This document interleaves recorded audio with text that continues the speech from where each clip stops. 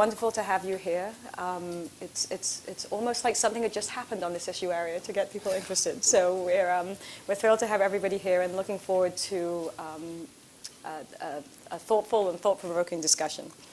The jumping off point for today's discussion is a report recently released by the Center for New American Security and authored by our panelist, Ilan Goldenberg. There are copies, if you hadn't seen it, available of the report outside the room. There's a table immediately outside the room. And its title, Lessons from the 2013-2014 Israeli Palestinian Final Status Negotiations, captures what will be the starting point and the basis for our discussion today. It's also important to keep in mind, of course, that when the context allows, and this context of diplomacy in the Israeli-Palestinian arena does, that lessons learned should be cumulative and ideally not repetitive. And to weigh in on that, providing perspective from a long trajectory of engagement on this issue are two eminently qualified experts, Professor Bill Quandt and Dr. Tamara Wittis. So the other thing about lessons learned is that they should not be just about looking backwards, but ideally looking forward. And the recent context of elections in Israel provides a good place from which to do just that. So before we begin, I know that for most of you, our panelists today need little introduction, but I'm going to do a very quick round of introductions. And then, Ilan, I'm going to ask you to start us off with the key strands of analysis and lessons embodied in your report. And then if I could ask you to add to that, give some thought to some of the US policy options in light of those lessons and recommendations and where we find ourselves today. Starting with Professor Bill Quandt, who recently retired as a chaired professor of politics at the University of Virginia. In the course of a distinguished career, Professor Quandt has served 2 different terms on the staff of the National Security Council, participated in the negotiations that led to the Camp David Treaty, taught at the University of Pennsylvania, UCLA, MIT, worked for RAND, and held the position of senior fellow at the Brookings Institution, something that's going to sound very familiar to you in just a second. But Bill Quandt also is a prolific author on the Middle East and US policy towards the Arab-Israeli conflict. And I have a feeling that for many in this crowd, whether past, present, maybe potential students of the Middle East, his name will seem extremely familiar. You've probably read many things with his name on it in this regard. From a USIP perspective, I'm happy to say that most recently he co-authored The Peace Puzzle, America's Quest for Arab-Israeli Peace from 1989 to 2011, which was the product of a USIP study group on this topic. Dr. Tamara Wittis is a senior fellow and the director of the Center for Middle East Policy at Brookings.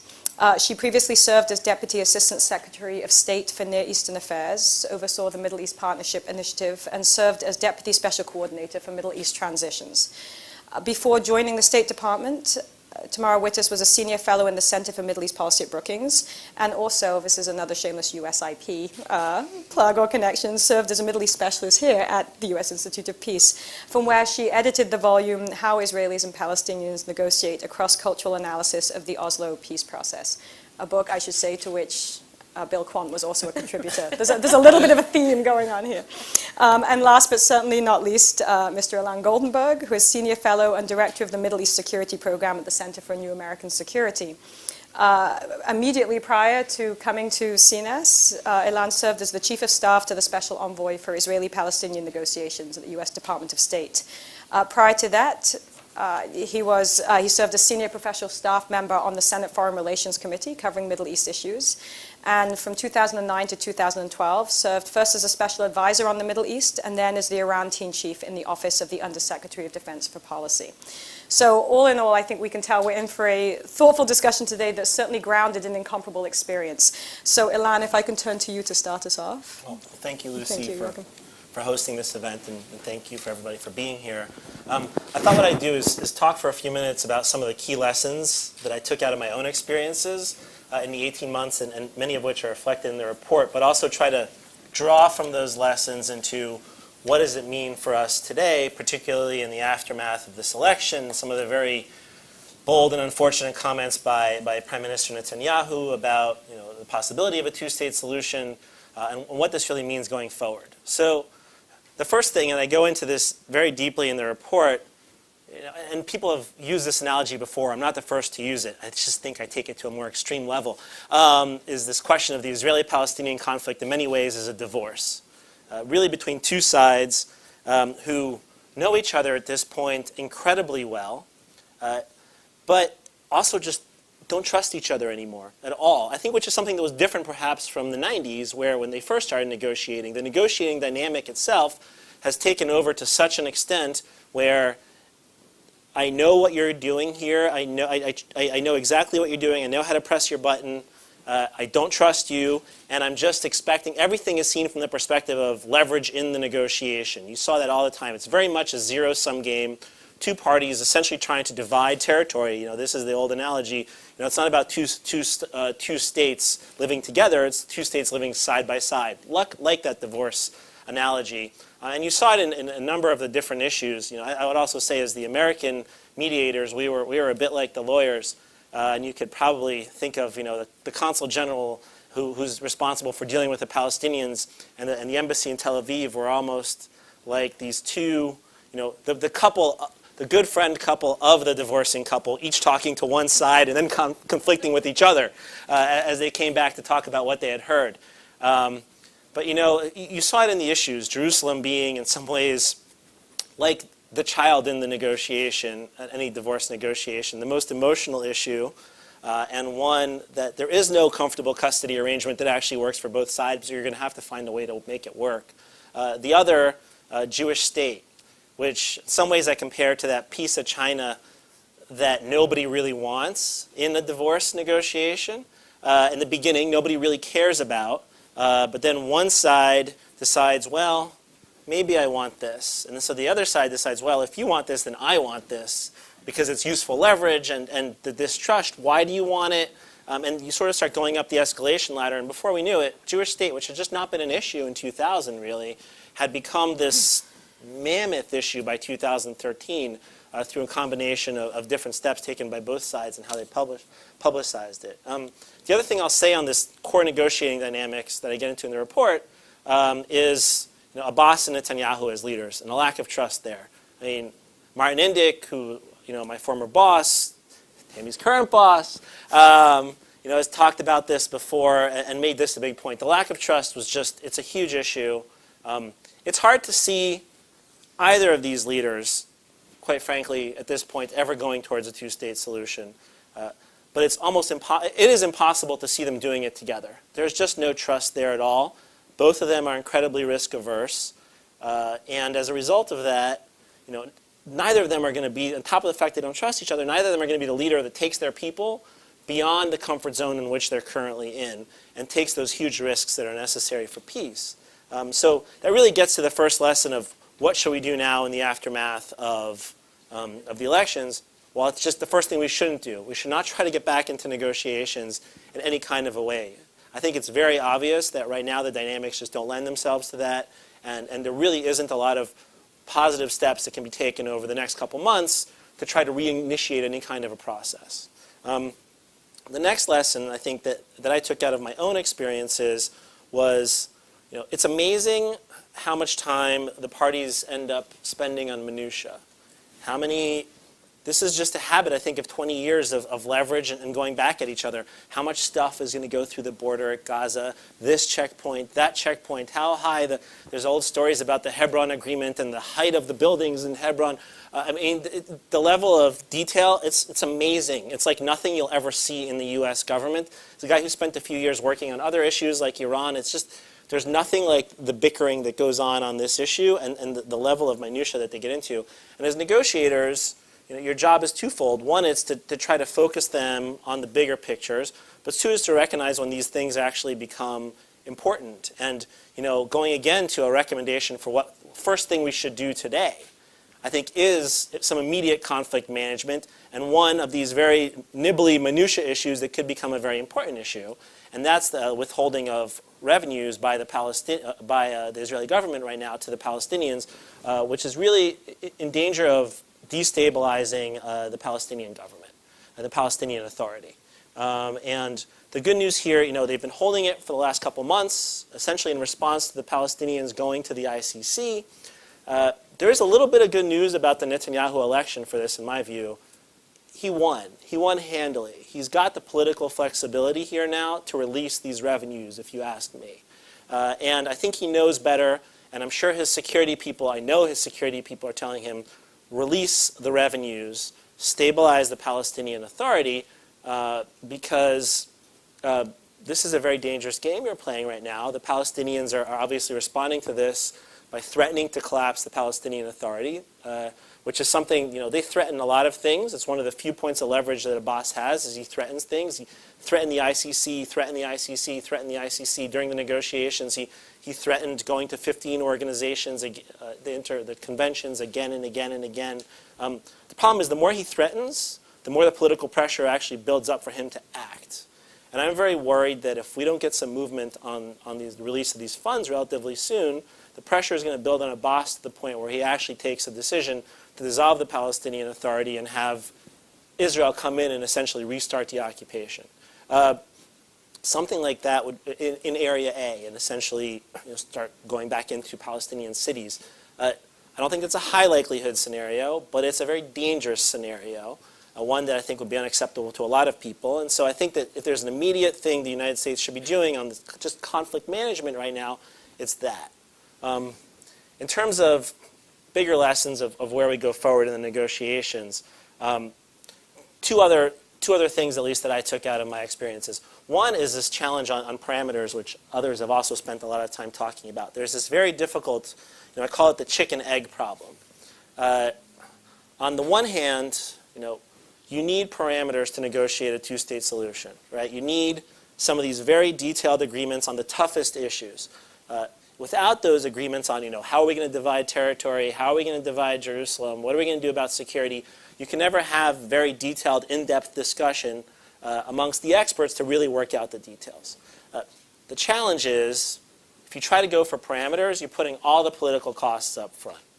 And both the Israeli and Palestinian public will support the two-state solution, at least the polling tends to indicate, if you say to the other side, this is done. There's an agreement. Will you divide Jerusalem? No. Will you divide Jerusalem if it's part of an overall package? And oh, by the way, President Abbas has agreed to it, and this is the final deal? Yes. That's, I think, the difference. So trying to do the parameters up front is incredibly politically difficult because you're paying all the costs without the benefit. On the other hand, if you basically just try to go directly to a final agreement, now you're talking about putting a lot of people in the room, technical experts, to work things out, like how we're going to divide Jerusalem.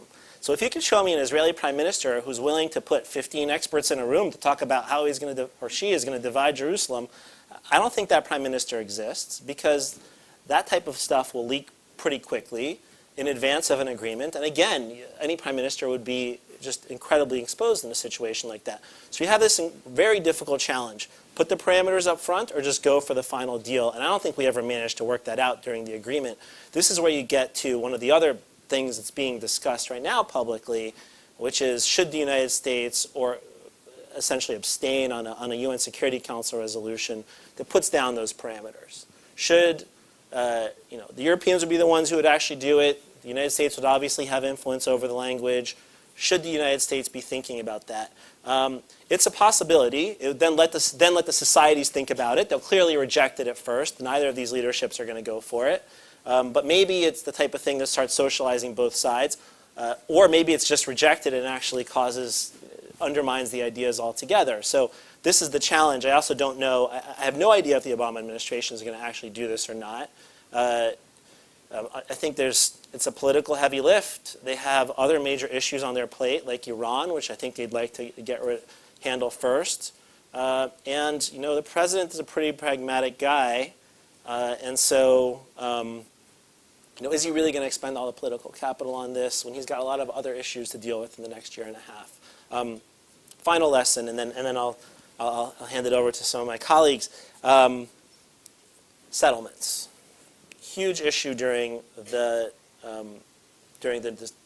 negotiations. I think that the settlements early on in the process really soured Abbas on whether Netanyahu was serious about negotiating, but even more so, whether the United States was capable of actually bringing Netanyahu to the table and getting the kinds of concessions that he needs, that he would need in a two-state solution.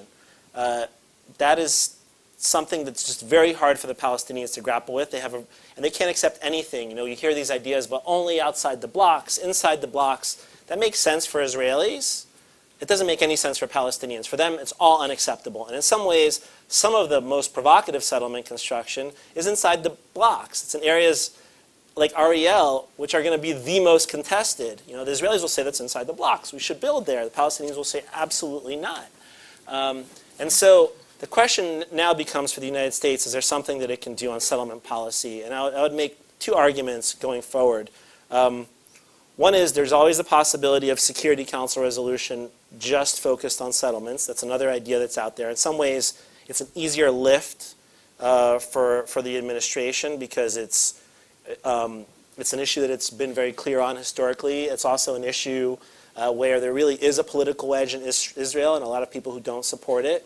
And it's something that's, you know, clear in terms of American policy and might not get the same backlash in Israel. But more organizationally and just on a bigger picture strategy in terms of one of the things the United States should be doing right now is, you know, you could see the administration or the United States taking a position that, well, if an agreement is impossible right now, maybe what we need to be doing is taking the types of steps that will deter or dissuade the two parties from doing things that cut off the two-state solution. And settlements seem to be at the very top of that list. So one thing the administration could consider doing going forward would be thinking about what kind of settlement construction really does fundamentally endanger the two-state solution, and finding ways to make very clear to Israel that stuff you cannot do. Do not do it. Danger is, how do you do that without inadvertently creating zones of permission? Short of that, it's complicated. It's not an easy question. We always struggled with this. If you don't say all settlements are bad, then you inadvertently allow some settlements. If we say all settlements are bad, then you're putting everything on the same level. So that's a challenge I think numerous administrations have had, but it's one thing that maybe should be driving American policy now, just how do we preserve the two-state solution. So I'll stop there. Okay, thank you. Speaking of challenges that numerous U.S. presidents have had on this issue, I'll turn to Tam in a little while to talk about your view on sort of steps going forward. But what I wanted to talk about, Bill, if I can ask you, I mentioned in the introduction your work on the peace puzzle.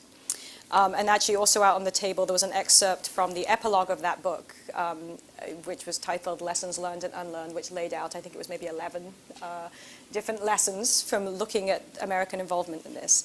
It may be good to get into some of the specifics of those lessons later on in questions. But Bill, if I can ask you now to consider those lessons that you and your co-authors drew at that time and put them up against what Ilan has laid out, what you've heard here and laid out in his report. And what does this look like to you? Whether, I don't know if it's fair to ask you to do a scorecard, but to look at what's new. Has the ball moved further along to your view?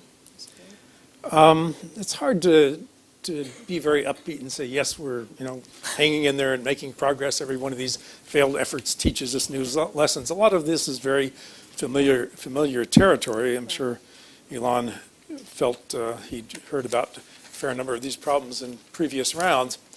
I would say there's a moment right now when we have to take a kind of deep breath and say maybe the two-state solution really isn't going anywhere. So preserving it is something I've spent a lot of time trying to do up until now. I'm not sure that we should think that in and of itself is going to get us very far. It's just kind of managing the status quo and hoping it won't get too much worse, and that maybe if people come to their senses someday, they'll be in a frame of mind to negotiate. But let me just reflect on a couple of things that are maybe just a little bit different from what Ilan was saying. First, it's very tempting to say this is a problem that is driven by a lack of trust. And of course, that's true, as are most conflicts, incidentally. You don't usually negotiate with people with whom you have great relations on problems of this sort. My experience was with Begin and Sadat. These guys did not trust each other. When they were in public together, they could act appropriately. But when they were face-to-face at Camp David, they shouted at each other. There was a terrible relationship. Carter had to actually keep them apart after the first day because the chemistry was awful. So the fact that Netanyahu and Abbas don't get along, Barak and Arafat didn't get along, that doesn't strike me as anything very unusual, nor that we should be convinced that that's the major problem.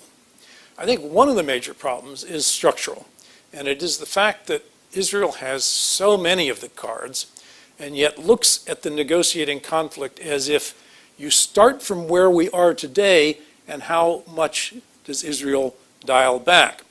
From the Palestinian standpoint, they have made their big and maybe only major concession by saying, we accept that Israel, as a predominantly Jewish state, will be recognized within the 1967 lines. And that's it. There's not much more we can cede. And so that's our position, and there's not very much give from that position, because that's everything. From us, that's the step we took from liberation of all of Palestine to dealing with the reality on the ground of Israel is there and is recognized by most states in the world. So we go into the negotiation saying we want to facilitate a negotiation between these two parties. Well, even if the most moderate Israeli prime minister and the most moderate Palestinian prime minister were sitting down together with those mindsets, we would have a problem, because each little step is extremely painful for each of them to make. And this brings me to a second point about the nature of this negotiation, and it's fundamentally different from the Egyptian-Israeli negotiation, which ultimately succeeded, because it was able to address the most important final status issue up front and say, once we get that, the borders and peace, Israel gets peace, Sadat gets his territory, then the technical teams and all the rest are ready to step in and say, fine, we do security zones here and economic relations here. But the political decision had to be on what will this look like at the end, which means where will the border be and what will the nature of peace be and diplomatic relations over. And instead, ever since we have been addressing the Palestinian-Israeli issue, we have had an incrementalist approach, which was built into Oslo, which says, don't even raise the issue of where this is going to end up, because you can't answer that question at this point, even though each side has an idea about it. And we, as the mediator, have hesitated to say, okay, you guys are incapable of framing the picture how this is going to come together. All you know is what you don't want to give up and what you want from the other side. So we as the mediator have this unpleasant task of saying, this is the hard trade-off. For the Palestinians, it is essentially going to be, the right of return is very, very, very limited. That, I think, more than Jerusalem, will be the hardest issue if there is any gas left in this machine of a two-state solution. Otherwise, you, as the mediator, have to take responsibility of saying, our judgment, not that it's necessarily exactly the way it's going to turn out, is that something like this border and these security arrangements will go hand in hand with the formal act of recognition and end of conflict. That's the big picture. And since you can't get there in a bilateral negotiation, we're going to put it forward and let you argue over it. But that's what we have learned from this process, that you need a picture of where this ends, so that when you eventually face your publics, you can say, yeah, we had to give something up. It's really painful. As I said, for the Palestinians, it's going to be to say, most of the refugees will get generous compensation, but they will not be going back to their prior homes or anywhere close to it. And that's a hard message. That's why they don't talk about it. It's really hard. But the only way you can say that is, but look what we get. We get a state with citizenship, capital in Jerusalem, and West Bank Gaza, which is what we have said for 20 years we will be satisfied with. And then you switch it to the Israeli side and you say, we got the end of the conflict, we will get recognition from every Arab state, the international community will get off our back over being an apartheid-like state, but we do have to give up the territory, including East Jerusalem. But we don't have to take a flood of refugees back. Unless you can present that package, each of the details just feels like exquisite torture. And I think that is conceptually something that if we're going to play the mediator role, we have to get it into our mind that we have to be the bad guy on this and put that out there sometime. And maybe it's still worth doing as a way of kind of memorializing what we've learned from all of this. But I agree that if you bring all the technicians in prematurely before you have that, it doesn't lead anywhere. I think we spent too much time on security and got too little for it, because that's the technical kind of thing that everybody can work on. What we should have been working on is a map, not percentages. This is my other lesson, is whoever introduced the idea of talking about territory in terms of what percentage of the territory that Israel now occupies will be retained or returned, without saying, and this is what it will look like on the map, was doing people a disservice. At the end of the day, neither side will ever agree until they see what it looks like on a map. So let's get on with it. I mean, people in the real world, think tanks and so forth, do this all the time. You can go on multiple programs, push a button, say 3% land swaps might look like this. It could look like this. It could, and they look quite different. You can have Ariel in or not. Makes a big difference if you're a Palestinian, but the percentage is like 0.5%. So there are aspects of the U.S. mediator role that trouble me a bit from this last round. I think the Secretary of State showed enormous energy. That's great. We, in our previous book, blamed the Clinton administration for overusing the president. He was on the phone, available any time. He met with Arafat endlessly. And I think we felt that presidential authority is such that it should be used sparingly, but then on the big issues. I think on this round, unlike perhaps the first part of the Obama administration, the president was too absent. Now, I don't know the inside story. This is a very close to the chest Secretary of State, so we don't have an awful lot of ideas about what the crucial moments were and how they were played out. But I do think that there are moments when the president's authority has to be brought to the fore. And there's something about the detachment of Obama from this recent round, as if, I know it's not going to work, but the Secretary of State wants to try, good luck to him. That message gets across to people, and it sends the signal that this isn't really going to come to a make or break conclusion. I'm sure I had something else. Oh, what was it? I had something else to say, but I will get another round, right? Yes, I don't want to go on too long. No, this is a great start, and actually, you know, you raised at the outset the sort of the structural challenges. Can I say one more? Yes. It came to my mind. Okay. Elon says in his paper that the American team always understood the Israeli side better. We coordinated with them, we spent time with them. From the Palestinian standpoint, what that looked like is everything had already been agreed upon by the time it was presented to them. I think that's particularly unfortunate when you're presenting it to the weaker party, and way weaker party. They feel like they're up against a superpower and then the regional superpower, and it's all been cooked in advance. And one of the points we made in the Peace Puzzle book is that sometimes the American the backup team that sort of supports all this process, does the hard work, doesn't have diversity built into it, in the sense that there aren't people who understand the Palestinian side terribly well. We always have plenty of people in recent years who have a lot of knowledge about the Israeli side.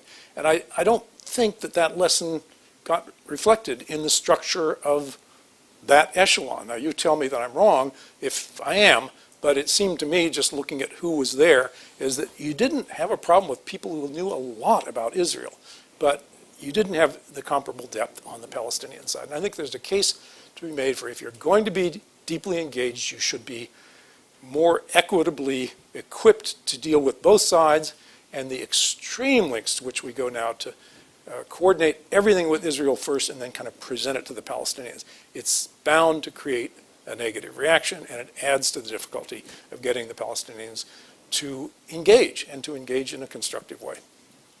Thank you. And Alana, I will let you have a chance to respond to that later, but if I can move Sure. Tammy, to you, and we've raised these structural issues about the conflict, and in some ways started to get into structural issues of how we have run this process with the U.S. to date. So given that, would love to hear your thoughts on how fixable some of those are, what's the way forward? Okay, I will do that. I do want to address Bill's last point, though, and of course, Elon should give his perspective from the inside, but I'll say from the outside. But as somebody who served in the first term of the Obama administration before this effort came into being, what I saw was a very strong, relative to previous effort to engage with Palestinian politics, whether it's Michael Ratney, the Congen, and a far more functional dynamic between Congen Jerusalem and Embassy Tel Aviv than I think we've seen in previous rounds. To me, that was a big improvement. The way the Consul General was kind of factored in and consulted and part of the process. Having Hadi Amr on the peace team, I would say as well, and some of the folks who were on the NSC staff have their own experience in Jerusalem and with Palestinian politics. So while I don't think that necessarily completely corrects for the structural bias that exists where the United States has a sort of more instinctive understanding and sympathy for the democratic politics of a parliamentary system in Israel than it does for the opaque maneuvering of Fatah-driven politics in the West Bank. I think that structural inequity is still there, but I think personality-wise, at least there was an effort to correct for it, in my view. I was glad that Bill raised the issue about personalities of the leaders because of course, it's true that negotiations aren't done on the basis of trust, and also that trust or lack of trust is not a matter of chemistry. It's something that can emerge in the course of a negotiation. But reading the report, this section of the report, Ilana, it put me in mind of this exchange in Thor: The Dark World, where if any of you know these Marvel movies, Loki, the brother of Thor, is the bad guy in the first Thor movie, and then in the second movie they team up. And at one point, Thor says to his brother, "I wish I could trust you." And Loki says, "Trust my rage." In other words, you don't have to trust the other guy, the other leader. You do have to trust that you understand what his motives are and what his objectives are. And I'm going to come back to this in a minute because I think it's an important point about what the United States needs to do next time before it launches a new negotiating process. But, I wanted to sort of project ahead a little bit because I think in many ways Elon's report release coincides with this clarifying moment in Israeli politics and in the U.S.-Israel relationship on the peace process, and so it's worth kind of thinking about where we are right now and what that means. And I think that a number of us have been arguing for some time that the Oslo model, that is the incremental model, Bill, but also the model of a direct bilateral negotiation mediated by the United States, that model was exhausted. And if we had any doubt about whether it had viability left, I think this last round demonstrated it is truly exhausted. And that was evident, I think, even before Netanyahu pronounced its death. But he did that very decisively in his comments the day before the Israeli elections when he said, there is no viability to a negotiated two-state solution right now in the current set of circumstances, and he laid out his conditions, what needs to change. It's not viable. Okay, so if one of the parties says this model is no longer viable, then it's no longer viable. And what does that mean? I think it's incumbent on Israel, the United States, and the Palestinians to sort of think in some particular directions. For the Israelis, I think, for the last 6 years, Netanyahu at least formally acquiesced to the goal of a two-state solution and to the mechanism of this bilateral negotiation. If he's now set that aside, and I think he has, what's the alternative that Israel is proposing to manage its relationship with the Palestinians? And, stasis is not an alternative. I think we've seen, and Elon laid this out very well in the report, the consequences of a vacuum are dangerous, and we've already seen that over the last year. So Israel's got to come up with something, particularly if it wants American support, if it wants to avoid some of the scenarios that Ilan mentioned that have been tossed around in terms of American unilateralism, if you will, then the Israelis need to have a policy proposal.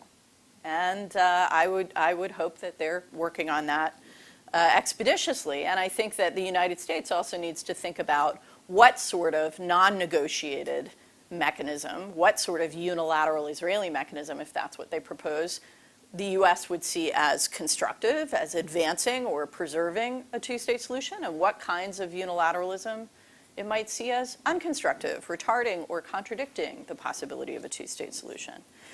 For the United States, too, though, there's been this premise that the U.S. is the essential mediator because it is the one that is close to Israel, that can bring Israel along. If you're on the Arab side of the Arab-Israeli conflict, you would characterize that as the U.S. is the one that can deliver Israel at the end of the day. And so it's never been about the U.S. being an even-handed mediator. It's been about the U.S.'s particular ability to leverage its relationship with Israel on behalf of the talks. That's the premise. And that's why I think even though the Palestinians are frustrated by that approach where the Americans often cook things with the Israelis in advance, they've been willing to acquiesce in it in the hopes that it would get them where they want to go. I think we have to ask, given where Netanyahu has put Israel, and given the state of the U.S.-Israeli relationship right now, which, again, I would argue is not just about personalities and personal trust. It is about policies. We have to ask whether that premise still holds. And if it doesn't hold today, but we still think it's important, how do we deal with that? The United States needs to think, too, about if the bilateral U.S.-mediated model is exhausted, what do you replace it with? Not just what's the European role or what's the regional role, but how do you create a new architecture that leverages what those parties have to bring to bear to the negotiation, to give the two at the core of the conflict more incentive to take risks and make a deal. And then finally, I remember sitting in a panel that Dan Kritzer put together at Princeton with Sam Lewis, God rest his soul, just before this last round began in the spring of 2013. And I said then that what the United States needs to do before launching a new round of negotiations is a set of pre-negotiation discussions, that we need to set aside that we all think we know what the final status agreement looks like and go back a little bit to parsing the two sides' priorities, not just their goals, but how do they prioritize their goals. And this is important both to establish some principles, but also, as Ilan was saying in the report, they get bogged down in minutia. Well, let's understand how the minutia play out. For the Israelis, for example, what's the priority? The amount of territory in the blocks that are going to be retained, the number of settlements that are going to be evacuated, the number of settlers that are going to be displaced. Which of those three is most important to them as they weigh various territorial proposals? It's those sorts of questions that you have to understand before you can begin to formulate proposals and negotiate them with the parties. And I think that for a variety of reasons, Secretary Kerry was keen to get the final status talks going. And as a result, there was not enough pre-negotiation before the negotiation. And I hope that that can be corrected next time. Finally and quickly, on the Palestinian side, I think one of the dimensions that is recurrent in the Palestinian approach to the negotiations, and this is something that Omar Dajani, in the book that I edited for USIP, wrote about extensively, is this sort of, partly because of the national narrative, but partly because of the history of interactions between Israelis and Palestinians in the negotiation process, it tends to be a reactive style. It tends to be a style that assigns a lot of weight to symbolic politics and to symbolic dimensions of the issues at stake. And that's understandable, and it's reinforced by Palestinian domestic politics in a lot of ways. But I think we saw that again this time, not just in the negotiations, but in the way the negotiations broke down and in what the Palestinian leadership has been doing since, this emphasis on symbolic steps at the UN that don't get Palestinians any closer to independence or sovereignty. And understanding where that comes from is one step, but the Palestinian leadership, I think, needs to figure out how to manage its domestic politics in a way that lets it get beyond that reactive symbolic fixation that we've seen again and again in negotiations and move toward things that advance the ball on the ground for the Palestinian people. And that's going to be extremely difficult in this environment, not only because of the Israeli positions, but also because the Palestinian leadership is, we have to be realistic, preparing for its own leadership transition. And that tends to make this stuff harder, not easier to do. But I think if we're going to see more fruitful negotiations in the future, the requisites that I just laid out for Israel, for the US, and for the Palestinians will all need to be met somehow. Sorry, are you No, I'm all right? I'm fine. So I gather by catching the last part I caught that you hadn't actually come up yet with the how to get everybody back to the table at this moment while I was out in the room. Very ambitious Very checklist. ambitious. All right, well, thank you, everybody. Sorry about that. Full proof that this panel can handle itself and carry on talking anyway. I was just vamping until Yeah, you got back. there you go. Just blathering. I do want to open and give chance for a lot of questions for the audience, but I do have some questions if I'd like to start first to pick up on some of the points that were made, and also if you have sort of questions for each other on the points that were made. You know, one of the things that is interesting, I was looking back at a report that certainly I'm sure all of you are familiar with, and some of you, the audience are, that Tal Becker wrote in 2012, which was titled, "Is the Peace Process Dead?" Question mark.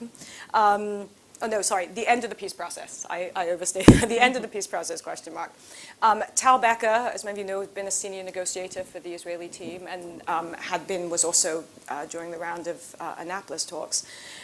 And one of the things that he pointed out, there were two things that have always caught my eye in that report. One is his observation. He described at the outset of the report the peace process as a stage, a theatrical stage on which the differences between the parties were acted out rather than it being a framework for resolving those differences. And the second thing is he structures the report sort of challenging assumptions that he thinks sometimes get in the way of thoughtful analysis of the process. And one of those is we've been negotiating for 20 years. And he talks about how that's often used by the parties themselves and by outside observers as a way to raise the cynical point of, come on, this is going nowhere. Maybe this is just an intractable, an irresolvable conflict after all. And what he does, it's interesting because in making that point and pushing back, he underscores something that you seem to take pains to underscore in your report, which is at that time it was 2, now it's 3, that there had only been in that 20, now 22 plus year period, 2, now 3 rounds of actual formal final status negotiations. You know, bringing the parties together to ostensibly talk about and resolve these final status issues. So the question I'd like to pose to all of you, and after the comments you've made, is this a fair point? I mean, does this essentially suggest we do need to get a perspective on how far along we are, that this is actually not, there is still rope to be used here, that there is still work to be done, and I would see from your comments that it doesn't sound like we think collectively as a panel that much progress has been made between one round to the other. But is there something there to the fact that 20 years ultimately is not that long a time over which to see this playing out? Well, let me start. Yeah. Can I wanted to go back a couple of things, particularly Bill said, and just raise a couple of points. And then also I have a couple of views on this, Lucy. And one is, you know, in terms of the American team, I just want to associate myself very much with Tammy's comments, which I think were you know, pretty spot on. I couldn't have said any better myself, especially Mike Ratney, who played such an essential part and is such a dynamic and valuable person on our team. But there will always be an American understanding that just understands the Israelis better for the reasons Tammy outlined. Also for the fact that, you know, fundamentally we see, you know, the Israelis through a broader U.S.-Israel relationship, which we have with them on numerous different issues and interests, whereas we see the Palestinians oftentimes through the prism of the Israeli-Palestinian conflict and only through that prism. And that's not really going to change, unfortunately. I do think in some respects there's been some perverse incentives created where for so long the United States goes and checks things with the Israelis first. I think partially because we are there to deliver the Israelis at the end for the Palestinians. Partially it's habit, partially it's relationship. But at this point, the Palestinians expect that. And when you come to the Palestinians now, and you say to them, and we did this actually, at the very end, when the president put down and the secretary talked to Abbas when they were here, a year to the day before the Israeli elections in Washington, having a discussion on the framework, when in my view the framework, the final nail in the coffin of the framework, which in retrospect, when you go back and think about it, was a few months prior, we put something in front of the Palestinians that we specifically told them the Israelis aren't 100% on board with this. This is our American best guess. And one of the responses was, we'll go check with the Israelis, and then we'll let you know.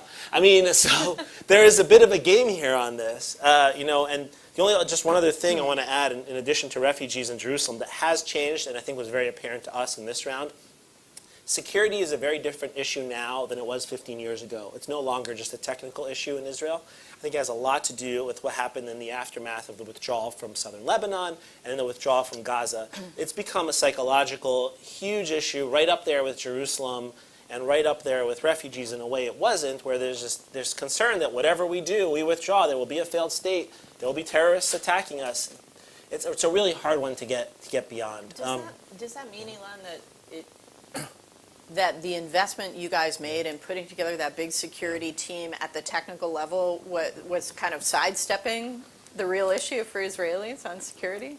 I don't know. I don't think so. I think we actually, what we were trying to do, and Kerry really believed this, that security was the number one issue to unlock the Israelis, and maybe it was Netanyahu's perspective of it, was trying to answer every single question that we possibly could and come up with a response to every answer. And I think we did do it in a way that was more comprehensive, in my view, beneficial. And one of the things some of us believed, and hopefully might happen at some point, is getting a lot of this, out there into the public domain and having a discussion about it. It's one of the things very much on my mind, especially now that I'm at an organization that focuses on these types of issues very heavily. Because I think that that's a debate that should be had. I think that what was put to the Israelis needs to be put to the Israeli public and be discussed and debated and evaluated by a lot of outside security experts as well. So I don't know if it was I don't think we were sidestepping it. We were trying to take it head on. We just maybe took it head on in the wrong way.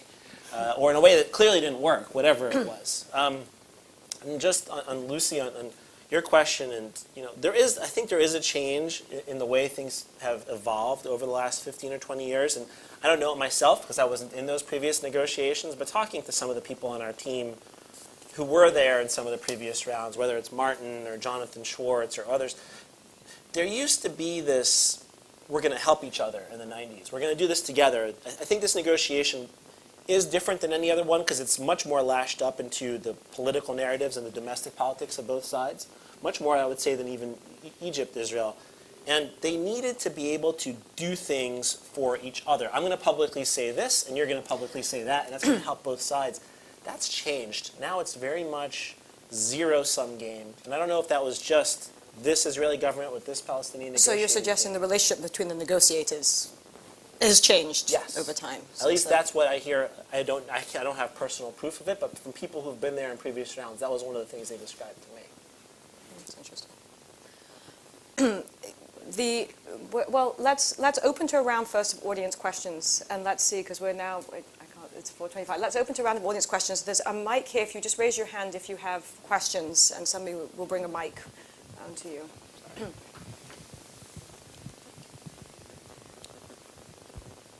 Hi, Grant Rumley, FTD. I had a question. Tammy, you just brought up that the Palestinian leadership was preparing for transition. I just wanted to sort of explore that a little bit. I would say there's not much of a Palestinian leadership beyond Abbas, and I think he's consolidating. I think there's going to be more conversation about who comes next. I think people are drawing lines in the sand, and I think he hasn't really given much of an indication as to who comes after him. And I was just wondering if maybe we could explore how much that's being talked about in DC, how much that's coming into the conversations.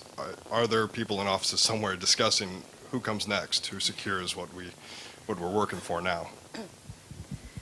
Well, I would love to hear Ilan's thoughts on this. What I'll say is that I see some dynamics within the leadership of Fatah, let me put it that way. Some dynamics that are eerily similar to me than to dynamics that I saw elsewhere in the Arab world before 2011, where you have an aging leadership with an unclear plan for succession and big issues at stake. And what happens is that the circle around that person begins to think about each of them, how to preserve their own prerogatives, what relationships they might have with one another the day after. There's a lot of jockeying for position, and as a result, it sort of everybody's looking inward, and they kind of close in on themselves. Now, obviously, that can't happen to the same degree in the Palestinian leadership that it did in these sovereign Arab states that have much more ability to control their own operating environment. But it is happening to some degree.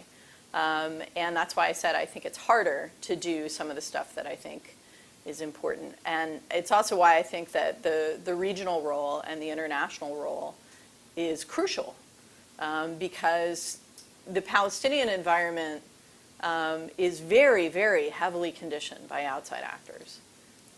And so, you can't just leave these guys to kind of figure it out on their own, and you can't just sort of sit back and wait and see what comes out. Not if you care about stability. I think it's worth adding that certain Arab states are already placing their bets. Yes, that's true, and not always in a constructive way.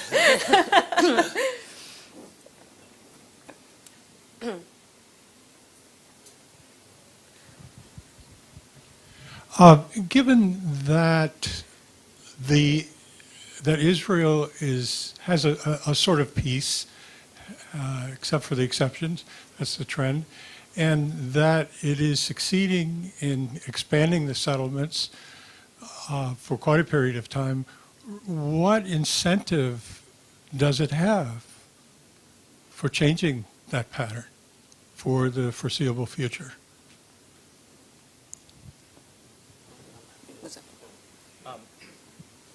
Yeah, I mean, I can start. It's a good question.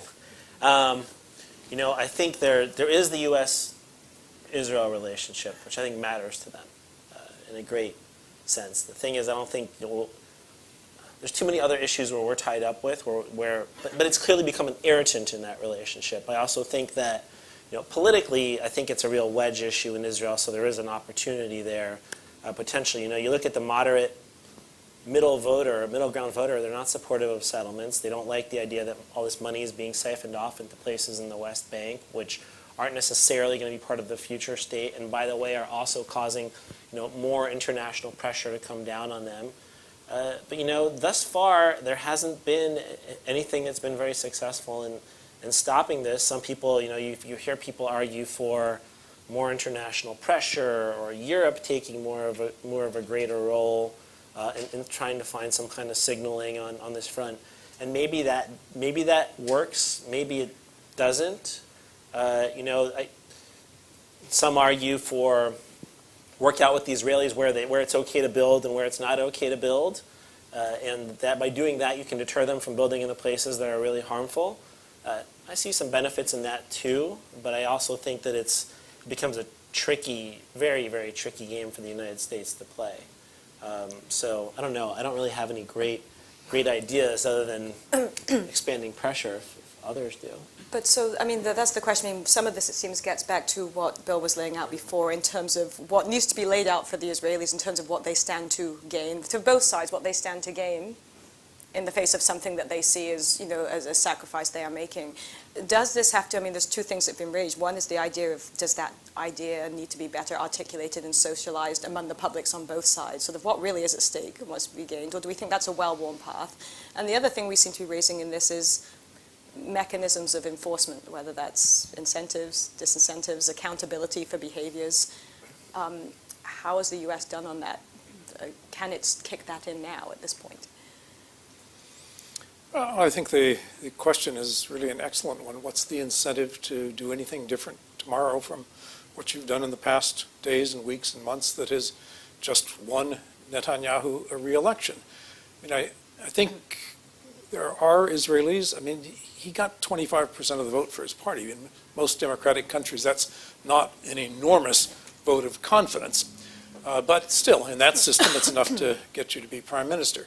I think until Israelis themselves conclude that the course that they're on with this prime minister, that it's leading them somewhere that they don't want to be for Israeli reasons, not just because we're hammering away at them and say, you should behave differently, but that somehow they do begin to worry about, can we be the kind of predominantly Jewish state we've wanted to be and be democratic and still continue year after year after year with no end in sight being a colonizing country.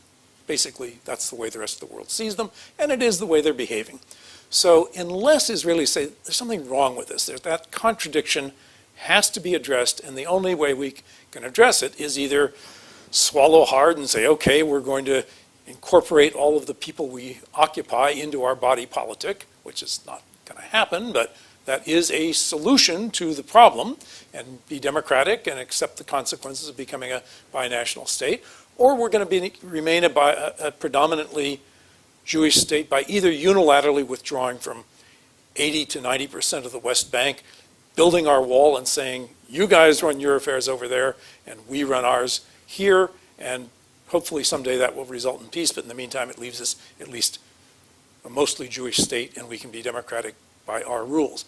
Unless that happens on the Israeli side for reasons that Israelis care about, that we don't want to become an occupying state. We don't want this word apartheid thrown at us in a way that we find now hard to reject because it's actually true. When your own people are beginning to say, we're going to become an apartheid state unless, most of what that unless says isn't being done. You're not withdrawing, you're not pulling back, you're not negotiating. So I think the first thing that has to happen is something has to happen on the Israeli side to unlock their internal debate. Now, we can perhaps help stimulate that by saying, here's what we think, and there's a price to be paid for going on with settlements. But what doesn't work is just saying, you know what needs to be done, but there are no consequences if you don't do it. And that's what we've done in the past. And we use language that if I were to try to translate it, I wouldn't know what to say. We say the illegitimacy of continued settlement activity, but we don't say that the settlements are illegal.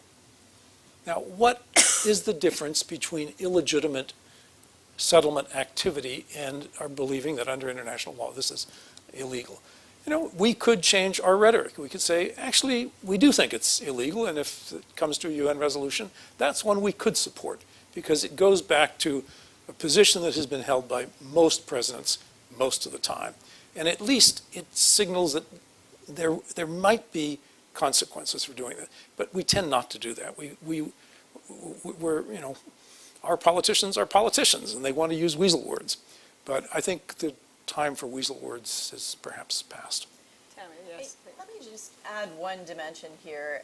I think there's another component that I saw at least a little bit in this election campaign motivating Israelis. Not enough at the end of the day, and I think labor couldn't capitalize on it, but I wouldn't be surprised if we see this component emerging more in the future, and that is that Israelis know well that they are stuck. And last summer's Gaza war was a searing experience. I've been in Israel 3 times since then, and the fear of another Gaza conflict is omnipresent amongst the public and amongst the security establishment. The security establishment is fearful of what it will have to do next time because it barely escaped doing it this time. And the public is fearful because this war went on a long time, and they know that the government does not have a lasting answer to the threat presented by rockets from Gaza. Now, Netanyahu's been making the argument that territorial concessions on the West Bank would create another Gaza in the West Bank, which of course makes Israelis more fearful. On the other hand, the very real, I don't think it's merely theoretical or low probability, the very real possibility of a PA collapse, which I would say would be a bottom-up process, not a top-down, I'm handing you back the keys, Mr. Netanyahu, but people whose salaries are not being paid rising up to pressure the PA. You know, it's already threatening a breakdown of security in the West Bank that the Israeli military does not have an easy answer for, that the Israeli public would be loath to face. And the fact is that in the absence of a mechanism for moving forward toward conflict resolution, Israel is already today responsible again de facto for Palestinians in Gaza. The Egyptians have shut the door and walked away. And if they can't figure out a modus vivendi with Mahmoud Abbas, they are increasingly going to be responsible for what happens in the West Bank. That, to me, is the incentive. Because the one thing that everyone except the Eretz Yisrael Shlema people agree on is that they don't want to be in the cities of the West Bank or in the cities of Gaza patrolling and policing Palestinian lives. Can I sorry. I was going to say it's right. The only problem is that, you know, the way these things usually tend to work out is that when stuff like that happens, the exact opposite happens in Israeli society, and they end up just buckling in further. But then as soon as the war is over, they say, how the hell did you get us into this? Yeah. But if I can just follow up on that, and I think we have a few more questions, and you raised the Israeli security establishment and their concerns. There has been a very vocal part of this sort of security elite over the past few years coming out on this issue, saying very strongly that a two-state solution sooner rather than later is within this, is both doable from a preserving Israel's security perspective and desirable and should be pursued vigorously. You saw a lot of this, you know, Meir Dagan, sort of people that have held very high positions in the intelligence, the security establishment. Do you see that? Why isn't that resonating to you? Is there a reason that that security, which has always, you know, the sort of cliche that those, the sort of security elite in Israel have tended to hold sway, capture the imagination of the Israeli public for a long time. Where's that message not getting through to your mind? I think there are two components. One is that the opposition has not been able to demonstrate that there's an effective alternative answer. Okay, so if continued occupation and stasis is not an answer, what is an answer? And the best that Isaac Herzog could say in this campaign is, well, I don't know if Mahmoud Abbas is a partner, but I think we have to try. Not very compelling, okay? But the other part of this is what Ilan was saying earlier, that security is a psychological issue for Israelis and for Israeli politics. It's not just about what the former head of the Mossad says. Yeah, and there's definitely on this, I think, you know, this election actually in some ways in Israel reminded me a little bit on the security question of 2004 in the United States, where you had a strong portion of, you know, the security establishment saying, no, the invasion of Iraq was a mistake, we shouldn't have done this, but there wasn't really a strong message coming from, you know, the opposition. It was more, you know, most of the key Democrats voted for the war, then we're trying to make these very complicated, convoluted arguments. You know, so even if the folks like Meir Dagan are saying it, you know, the Israeli left needs a candidate who can articulate it and seize it and really take it on board. And I don't think that they necessarily had that. And you also have, you know, the classic political consultants. You heard it all the time in 2004. Just talk about the economy. Yeah. Just move away from security. If they ask you about Iraq, talk about healthcare. That doesn't work. You know, if they ask you about Iran, don't talk about housing prices. You have to talk about it in a way that's clear and distinguished. Thank you. Many more questions. Hi, Samira Daniels. I've been interested in this conflict for a long time. I want to pick up on something, Tamara, that Martin Endek started with about 10 years ago. And it was a kind of an seemingly offhand statement, but for me, it represented what I think is a big part of the security elite's incentive to try to, expedite or accelerate this process, that what you characterize as incrementalism. And that is that and correct me if I'm wrong, that Martin seemed to indicate that Israel was looking for basically the subsidizing of the entire project, because it's not willing to do that, financially itself. And I wondered whether that is a calculation that you think, has sort of been under the radar. That it's looking for the U.S. to subsidize the security expense, if you will, of Yes, making of peace? of the two-state solution, Um, to a greater extent, including coalition partners and so on.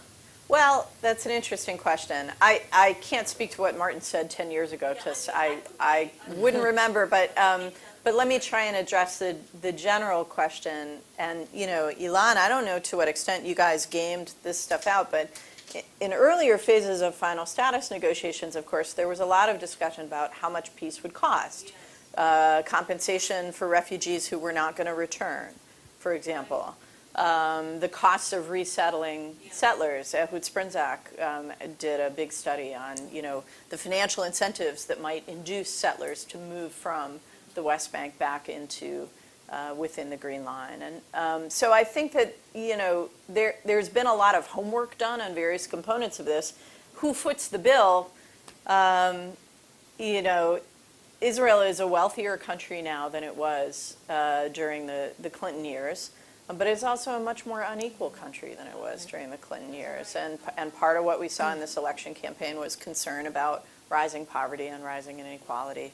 And so I think that there's still a real role, and also on the Palestinian side, of course, for significant international investment in peace. But I don't know that money is the obstacle at this point. Did you guys talk about this? We talked about it, but I agree. I feel like if the money was if we actually got a deal, I feel like the money would have found a way to get there. I mean, we knew it was huge, but I think that wasn't the fundamental question. We have Steve Riskin. We have some more in the back up. Ilan, excuse me. In your opening remarks, you meant, if I heard you correctly, that you said that the timing for getting the sides back to the table is not ripe, and we shouldn't be pushing for negotiations right now. In your paper, you talk about the precious little time remains in which to address the core underlying challenges. For the last 20 years or so, when Israeli and Palestinian policy analysts and some officials come to town and they have used the term the window's closing, time is running out on the two-state solution, I'm a gadfly and I always raise my hand and I say, not that I'm opposed, or not that I was opposed to it, for it long ago, before it was kosher, halal, whatever. But what are you looking at, I ask them, when you're saying time is running out, the window is closing? And not for just academic reasons, but what practically are you looking at? So when you say there's precious little time to address the core underlying challenges, what are you looking at? And Bill, we haven't talked for a while, but it seems like your thinking is evolving vis-a-vis the viability. The needle might be moving on the viability of the two-state solution. So if you could share a little of your thinking as to why that you seem to be evolving on that topic. Maybe I'm wrong, and I don't want to put words in your mouth. Thank you. Well, holding me to what I actually wrote. You're holding me to what I wrote, which is totally unfair. No, look, I mean, I think there's more time. The people who go around saying it's running out, it's about to, I'm not sure I buy that, because until you see a real alternative. People have been saying time is running out, time is running out, time is running out for a long time. There are things that are concerning, though. One is especially Palestinian public opinion and the next generation of Palestinians who increasingly just don't believe in the two-state solution and are more inclined towards the one-state solution. And so I think that is a real time marker. I think there's also specific steps that if the Israelis were to take them in terms of specific settlement construction, E1 is the best example. Givat Matos, I think, is another significant one. There are some steps that could be taken by the Israelis in terms of settlement building that would really make it very difficult to still implement the Clinton parameters. What is Jewish is Jewish, what is Arab. And so there are some specific sensitive things that you can look at. And increasingly, this dynamic of 20 years of negotiating, one of the things I talk about in my report is how perpetual negotiation is just undermining trust. Look at the Iran negotiations going on right now, another very complex negotiation. You can do confidence building because you haven't spent 20 years doing confidence building. This incrementalism, all the traditional stuff that you do when you're trying to improve confidence and build trust and do negotiations, all those things fundamentally now cause distrust on the Palestinian side. And so that makes it creates an almost impossible environment. It's only going to get harder from that perspective unless, I guess, you reset to something different, which I would love to see what that something is. That's my only problem. I agree. Maybe we do need something different, but some really smart people need to spend some time thinking about that. Maybe they're doing it at Brookings. But Maybe they're doing it at CNET. But that's that's the challenge. So, Bill, No, just the it of Thinking thinking through. about whether there's other constructs other than the U.S. being the central mediator. I haven't seen any credible proposals thus far that actually make sense to me. Doesn't mean that they don't exist and aren't out there, but the construct is pretty bad right now. But I'm not sure which ones are out there that would make sense as an alternative. and Bill, your thinking on this? My thinking has evolved because I'm more pessimistic. Maybe it's just getting older. But I also think that, we've seen several runs at this now. Not sustained for 20 years, but there are moments of engagement. And each time it fails, not for small reasons, but for fairly big reasons. And I guess I had my hopes up that this administration from early on was beginning to kind of approach the issues in what looked like a fairly serious and determined way. And they failed. Now, one of the things I have written about in the past is that for reasons that are structural on the American side, we don't have a whole lot of time in any administration to launch an initiative and see it through. We have these little things called midterms and elections, and it is annoying because it means there's a kind of rhythm to this, and everybody in the region knows it. We're in for a timeout because November of midterms is coming up, and we've got another November coming up next year. Now, Obama doesn't need to worry about it, but every other politician in this country is going to be thinking about it, and certainly everybody who wants to become the next president. And one thing they don't want to do is to be taking positions on who should be controlling East Jerusalem and who should be doing this. It either ought to be done and kind of presented and debated beforehand, or wait until the election's over. So my feeling is that the Obama administration is just about run out of time. They might, in the remainder of this year, make a gesture, put something on the table, do something at the UN, but it's a parting shot, and everybody knows that, and therefore they're going to say, why should we react to this as if it's a serious proposal that we need to engage with because somebody else will be president next year, and we're going to have to engage with them, and we may as well wait. That's what ruined the Clinton late-day parameters gesture, because he wasn't going to be around to see it through. So the parties know that, and they're not going to make hard decisions unless they think, it gets them somewhere. So this administration tried and failed. I don't see anybody on the Republican side who would be even tempted to touch this issue. And Hillary Clinton has a history on this, and it's not one of enthusiastic engagement with something called the peace process. So I would say that our politics also adds to my pessimism. We, I thought, had a chance with this president to approach the issue more aggressively, and it failed. And nobody's going to pick it up after this failure and say, let's try it one more time with a president who's even less likely to be deeply invested in it. So that's why I'm pessimistic. So I don't have a great alternative. I think, the two-state solution could have been done in the 1990s. I think when it wasn't done when Rabin was prime minister and then Barak, I think we lost an important chance. The stars have never been aligned. One of the problems is that the relentless pace of settlement building, it doesn't stop. It's like 10, 15, 20,000 new settlers every single year. When I first started in this business, there were like 15,000 settlers in the entire West Bank outside of East Jerusalem, and we thought it was a problem. That you could solve. You could deal with that number. That's trivial. But we've got, 350,000 maybe? Well, including East Jerusalem, you've got, yeah. So it's a huge problem, and it's not easy to unravel. You have to be a very, very, very strong politician to say, these people went there for political reasons, they're going to leave for political reasons. Sharon might have been able to do it in Gaza, but I'm not sure even he could have done it in the West Bank. So those are the reasons for my pessimism. And it does leave me wondering what comes next. The present situation can go on for a while, but there will be more explosions. There will be another Gaza war. There will be another intifada. And each one of those makes Israel look less attractive as a kind of liberal democracy that deserves support from its friends in the West. I'm not Jewish, and I don't see this immediately, but in my own extended family, those members who are Jewish are much less infatuated with Israel than their parents were. And I saw it among my students.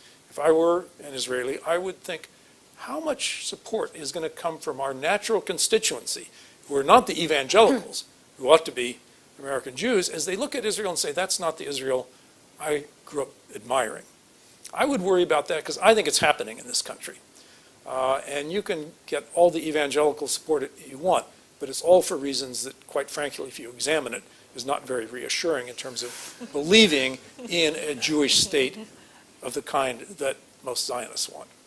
So is there a different third-party option that would change this equation that you see, Tammy, or some other way around this? Because it does also seem to me that, yes, while this idea of the two-state solution is eroding, and I think somebody said that the support is rising for the one-state solution, there are some, interestingly, on all sides of the spectrum who are strong ideological supporters of a one-state solution and have various motivations behind that. But what I've also seen is that support for the one-state solution is very rarely articulated by others as, and here's a game plan of how that would play out and why that makes sense either. It's more just well, the two-state's not happening, so that's what we're moving towards.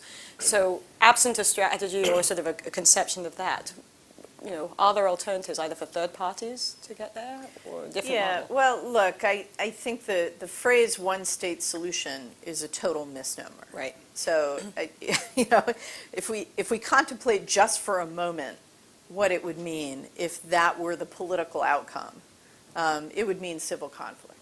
And that's not a solution for anybody. Right. So let's take that as a starting point. Now, alternative architectures for a negotiating process, which is what Elon was, asking me for, and he's asking a good question. Look, I think that the U.S.-Israel relationship probably will continue to be a core component of a successful architecture. It's hard for me to see the Israelis, for all that Naftali Bennett and Avigdor Lieberman talk about growing ties with China and India, I just don't see anyone replacing the United States in the role as security guarantor in the region or for the Israelis. And so that dyad is going to be important. Now, look at where we are right now. There's going to be some repair work to be done at the policy level, no matter who the next president is, and no matter who the next Israeli prime minister is, before that dyad can be an effective component of any architecture. But as I said, I think that an effective architecture needs to bring in a much more formal and sustained manner regional actors and others in the international community. We've seen, for example, I've seen Avigdor Lieberman, the foreign minister for the last number of years, shift his views about the importance to Israel of these battles over delegitimation because he has come to understand the importance of Israel's economic ties to Europe, That's not something he embraced as a politician before he was foreign minister. So I think that we need to look at all of the more complicated web of Israel's international relationships. We need to look at what's going on between Palestinian society and the rest of the region, and God forbid that Gaza and the West Bank become yet another arena for proxy conflict between Arab states who are fighting out their internecine battles. Okay?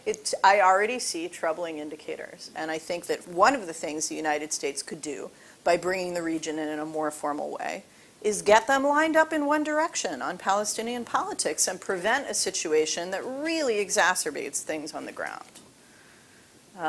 So, what exactly is the architecture that brings those two components in? I don't quite know. It probably has some components that look more like the multilateral component of the Madrid process, but at the core of it, you still have this Israeli-Palestinian American triangle. On this note of bringing the region in, and also this goes, I think, to the point that I think, Tammy, you made before, someone was talking about how the security issue for Israelis it's a psychological one as well. And that does seem to bring you around to the idea of the Arab Peace Initiative, the initial idea of the Arab Peace Initiative, which we haven't talked about robustly today. But the question is that still, given both the state of the region and given where we're at now for all the reasons we talked about, is that still a viable framework to be leveraged as part of this new architecture? And maybe, Alan, you could also speak to that in terms of how it, I think when Bill mentioned that this latest round actually did show some signs of trying to do things different. One of those seemed to be trying to engage that up front. So if I could have all of you, or if you would choose to speak to that component. Okay, a couple of things on that. Look, I think the Israelis clearly want more of a relationship with the Arab states. There are overlapping areas of interest, whether it be their perceptions of Iran or threats from the Muslim Brotherhood that they all perceive in the same way. But I think there's some real challenges to this, too. One is, first of all, none of the Arab states trust Netanyahu at all in terms of publicly working with him in any kind of a way. So I think their willingness to do this, other than just under the table with this Israeli government, highly unlikely. Their willingness to actually engage with Israel on other issues if there's no progress on the Palestinian front, publicly, highly unlikely, maybe under the table. And sadly, I actually think we did a lot more to bring the Arabs in this round than previous rounds, and I think the outcome was pretty disappointing. We brought them in. Kerry had numerous meetings and briefings with them. We met with the Arab Peace Initiative Committee something like 5 or 6 times throughout the process. We talked a lot about how in 2000 there wasn't this buy-in, and when the moment of truth came in Camp David, the leaders didn't know and were asked to weigh in, and they weren't able to weigh in. Well, here they knew. They knew full well what we were proposing to both sides. And at the very end, when push came to shove, they passed a resolution saying no Jewish state and all kinds of other unhelpful things at Abbas's request because they care about the Palestinians enough to support Abbas publicly. But they don't care about the Palestinian issue enough to push him. And they also don't care about the Palestinian issue enough at this point to really give him money, which throughout the process we were looking for more economic support from them, and it never came. There were some promises, but almost nothing materialized. They're just not invested in this. That you've seen. I don't know if the reporting is accurate, but data about they gave $23 billion to the Egyptians over the last 18 months. They care about Egypt. Egypt is a huge strategic issue for them. They could certainly give more to the Palestinians if they wanted to, but outside of a political symbol, I'm not sure they're invested. So we can talk a lot about the Arab Peace Initiative and bringing the Arabs in. I'm pretty jaded on that one at this point. I'll tell you if you haven't noticed. I got that sense. We tried. Kerry tried harder, I think, than anybody. And when I worked for him in the Senate, he talked all the time about the Arab Peace Initiative as a missing component that we should be emphasizing more. And it didn't work out the way we were hoping it would. Bill, did you have any thoughts on that? No, I mean, that sounds about right. I would say that despite all the cynicism in the Arab world about, everything's going badly and the Palestinian issue's off the agenda, King Abdullah, that is Jordan, did say the other day, if you really want to effectively stand up to ISIS, you've got to get this. And, you wonder, does he even believe it? but he thought he had to say it. And I think it's because for him, it actually does matter. Jordan is affected by this. And Egypt in a different way. Not that they have any sympathy for probably any of the Palestinian leaders, but they know that this can spill over into, Sinai can be affected. They can't be completely detached from it. The rest of the Arab world can pretty much look the other way. But these are the two most important actors to kind of keep in mind if and when you're ever going to crank something up again. And of course, the Gulf paymasters just keep them from doing too much damage at this point. Tammy, did you have any final thoughts on that? Okay. We are at time for this event, so thank you all for joining us. It seems that by my count, where we're at is no negotiations anytime soon. We need a new architecture that probably brings in others. We're not sure what that looks like. And while some new things that came out of this process, there are still lessons we are continuing to need to learn. And that maybe what is needed is some new mechanisms Another for book on lessons. Bill, we're turning to you too. So stay tuned for the next book on new lessons to be learned, unlearned, and learned again.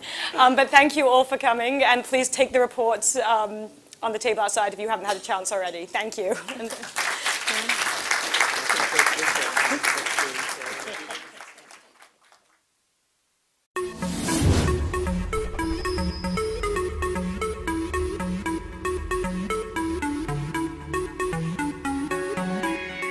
It's wonderful to have you here.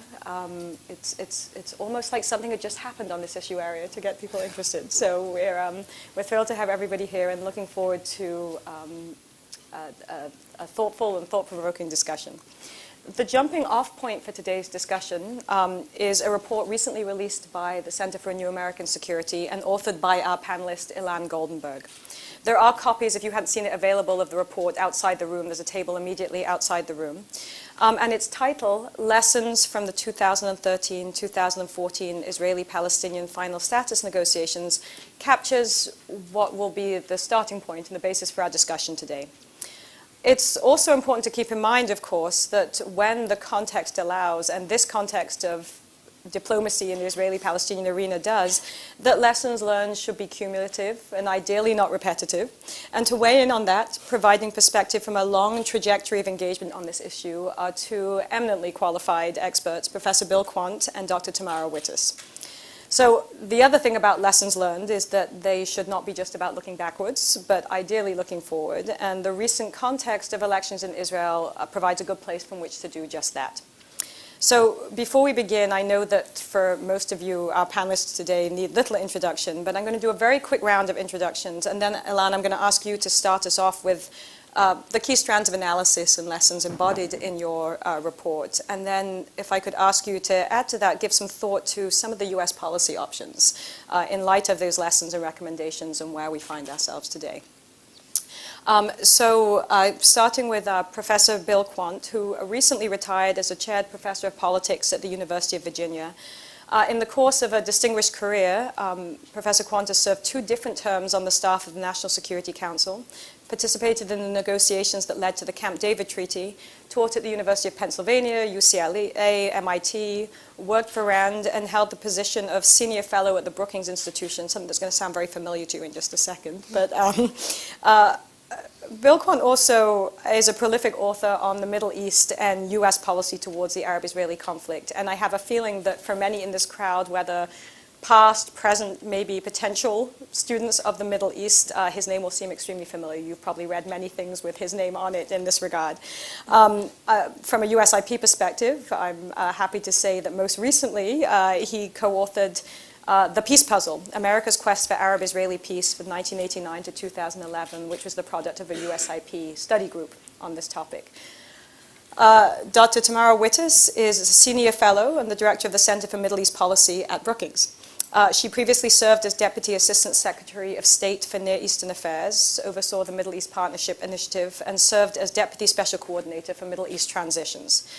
Before joining the State Department, Tamara Wittis was a senior fellow in the Center for Middle East Policy at Brookings, and also, this is another shameless USIP plug or connection, served as a Middle East specialist here at the U.S. Institute of Peace, from where she edited the volume, How Israelis and Palestinians Negotiate, a Cross-Cultural Analysis of the Oslo Peace Process, a book, I should say, to which Bill Quandt was also a contributor. There's a little bit of a theme going on here.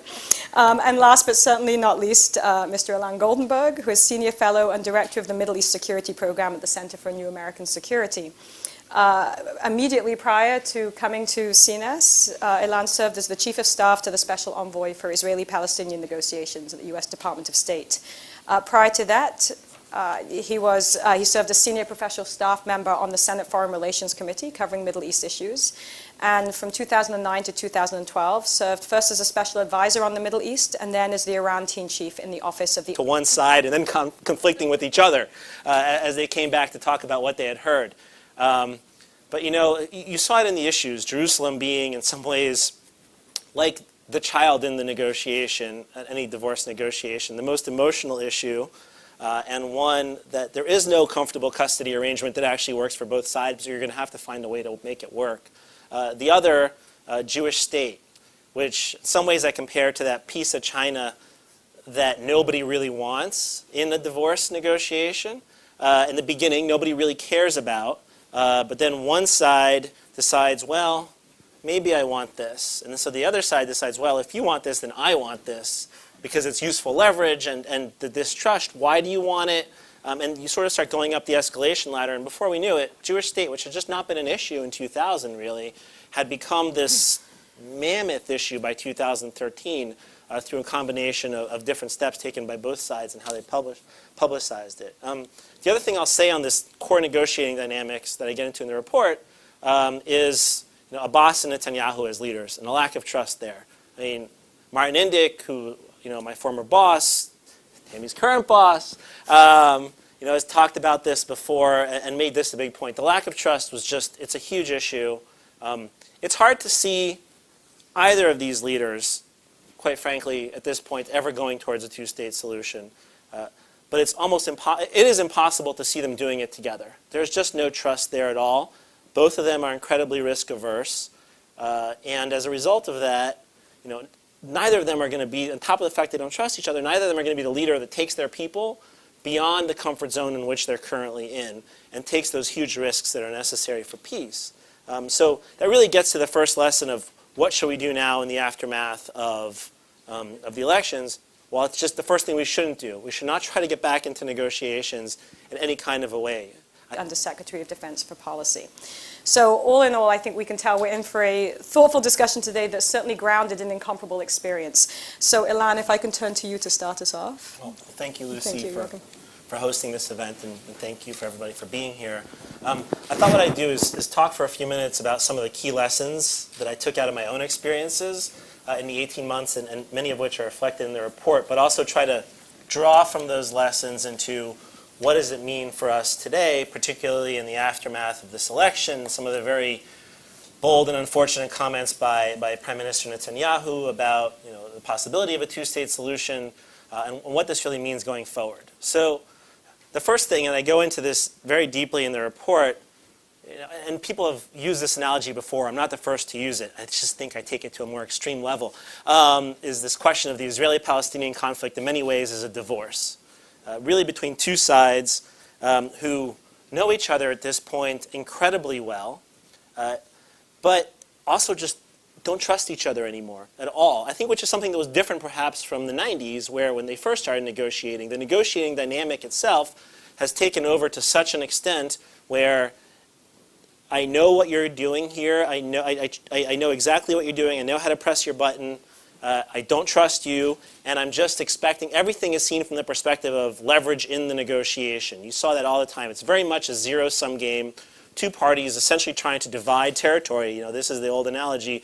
It's not about two states living together. It's two states living side by side, like that divorce analogy. And you saw it in a number of the different issues. I would also say as the American mediators, we were a bit like the lawyers. And you could probably think of, the consul general who's responsible for dealing with the Palestinians and the embassy in Tel Aviv were almost like these two, the couple, the good friend couple of the divorcing couple, each talking. I think it's very obvious that right now the dynamics just don't lend themselves to that, and there really isn't a lot of positive steps that can be taken over the next couple months to try to reinitiate any kind of a process. The next lesson I think that I took out of my own experiences was, it's amazing how much time the parties end up spending on minutia. This is just a habit, I think, of 20 years of leverage and going back at each other. How much stuff is going to go through the border at Gaza, this checkpoint, that checkpoint, how high there's old stories about the Hebron Agreement and the height of the buildings in Hebron. The level of detail, it's amazing. It's like nothing you'll ever see in the U.S. government. As a guy who spent a few years working on other issues like Iran, it's just, there's nothing like the bickering that goes on this issue and the level of minutia that they get into.